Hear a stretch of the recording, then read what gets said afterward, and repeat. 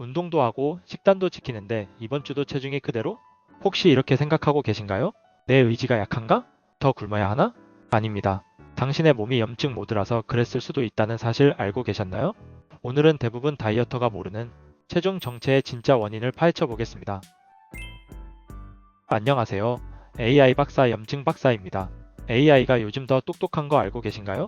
정확한 정보 알려드릴 테니 이 영상 끝까지 시청해 주시고 많은 도움 되시면 좋겠습니다. 다이어트를 할 때 이런 기분 든 적이 있으신가요? 아무리 먹는 걸 줄여도 살이 안 빠진다. 운동해도 붓기만 빠지고 허벅지는 그대로다. 이건 의지 문제나 식단 문제가 아닐 수도 있습니다. 실제로 만성 염증 상태의 몸은 같은 칼로리를 먹어도 지방 연소율이 20%에서 40% 정도 낮아집니다. 운동해도 근육이 잘 안 붙고 수분만 빠지는 느낌이 드시나요? 네, 그게 바로 염증의 신호입니다. 그리고 염증이 있으면 포만감을 느끼게 해주는 호르몬인 렙틴이 제대로 작동하지 않아 포만감을 못 느끼고 식욕이 쉽게 폭주합니다. 즉, 다이어트의 핵심은 칼로리가 아니라 이 염증을 끄는 것입니다. 염증이 꺼져야 대사 스위치가 켜지고 그제서야 식단 운동이 효과를 냅니다. 그럼 염증이 지방 연소를 어떻게 방해하는 원인에 대해 알아보도록 하겠습니다. 먼저 만성 염증 상태에서는 염증성 물질이 증가합니다. 이 물질들이 미토콘드리아 기능을 억제해서 지방을 에너지로 태우는 과정을 둔화시킵니다. 또 염증은 인슐린 수용체의 신호 전달을 방해해서 근육세포가 지방산을 연료로 쓰지 못하게 만듭니다. 결국 몸은 에너지 부족인데 지방도 못 쓰는 이상 상태가 되죠. 마지막으로 염증 반응이 계속되면 스트레스 호르몬이 만성적으로 분비되어 근육 분해가 심해지고 지방 저장을 야기하고 지방 연소는 떨어지는 악순환을 만듭니다. 지방을 못 쓰니 혈당을 더 많이 사용하려 합니다. 하지만 동시에 염증은 인슐린 저항성을 만들어 세포가 포도당을 잘 흡수하지 못하게 만듭니다. 혈당은 자주 올라가고 에너지는 여전히 부족한 모순된 상태가 됩니다. 즉, 연료는 많은데 엔진이 막혀서 아무것도 못 쓰는 상태가 됩니다. 이게 바로 대사 불균형이고 지난 시간까지 언급했던 증상들인 피로, 소화기관 장애, 피부 붉어짐, 뇌 안개뿐만 아니라 식욕 폭주 및 체중 정체의 근본 원인이 됩니다. 결국 살은 안 빠지고 피로는 쌓이는 구조인 것이죠. 이게 다이어트의 처음이 어렵다는 말에 과학적으로 풀어낸 말이기도 합니다. 그렇다면 염증은 왜 생길까요? 일반적인 직장인의 하루를 보면 이렇습니다.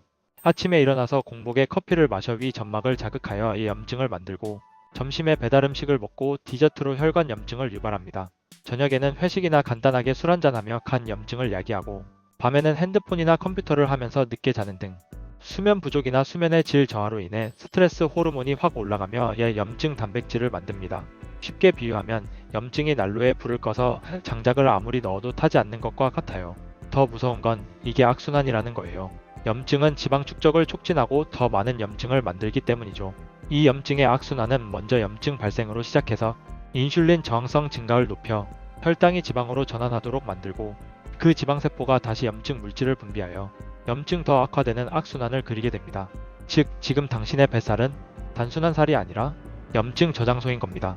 그래서 아무리 운동해도 살이 잘 안 빠지는 거예요. 몸이 염증과 싸우느라 지방을 비상에너지로 간주하고 절대 내보내지 않습니다. 이 밖에도 많은 다이어터 분들이 하고 있는 잘못된 방법 대표적인 3가지를 살펴보도록 하겠습니다. 잘못된 방법 첫 번째는 굶기입니다.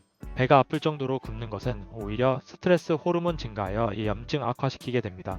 잘못된 방법 두 번째는 과도한 운동으로 근육이 과도하게 손상되어 이 염증을 유발하게 하는 것입니다. 잘못된 방법 세 번째는 투통약, 소염제 등 약을 사용하는 것입니다.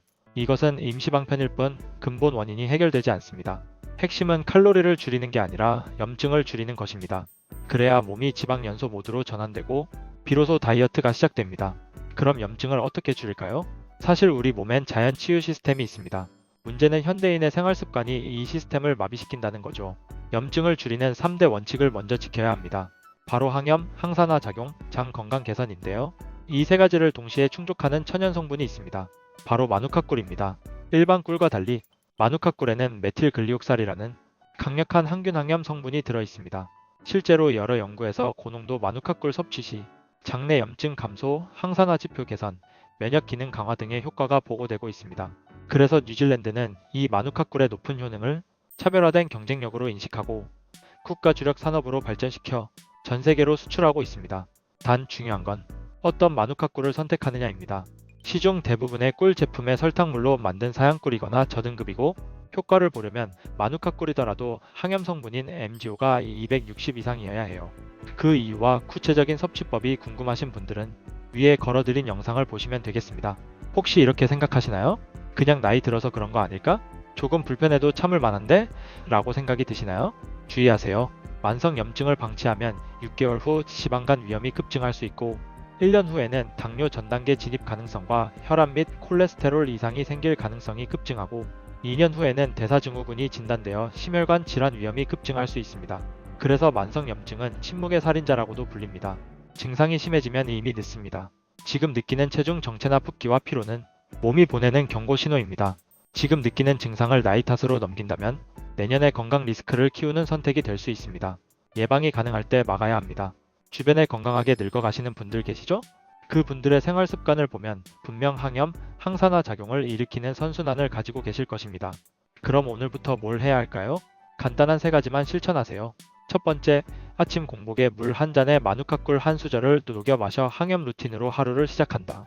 두 번째, 가공식품을 줄여 트랜스 지방과 액상과당을 차단한다. 세 번째, 6시간 이상 수면하여 회복 호르몬 분비를 촉진한다. 이렇게 항염 루틴 하나만 추가하면 4주 안에 몸의 변화를 체감할 수 있습니다. 작은 습관이 젊은 몸을 지키는 시작입니다. 한 스푼의 루틴이 당신의 지방 연소 스위치를 다시 킬 수 있습니다. 자, 정리해볼까요? 살이 안 빠지는 이유는 염증이 대사 시스템을 마비시켰기 때문이에요. 이 염증을 방치하면 체중 정체를 넘어 지방간, 당뇨, 심혈관 질환 등 다양한 질병으로 이어집니다. 하지만 다행히도 이 영상을 보셔서 선순환의 시작을 할 수 있는 골든타임을 지킬 수 있게 되었습니다. 오늘부터 시작하세요. 다음 영상에서는 마누카꿀 어떻게 먹어야 하는지를 완벽 정리해 드릴게요. 꼭 이어서 보시고 작은 습관부터 내 몸을 지켜가시길 바랍니다.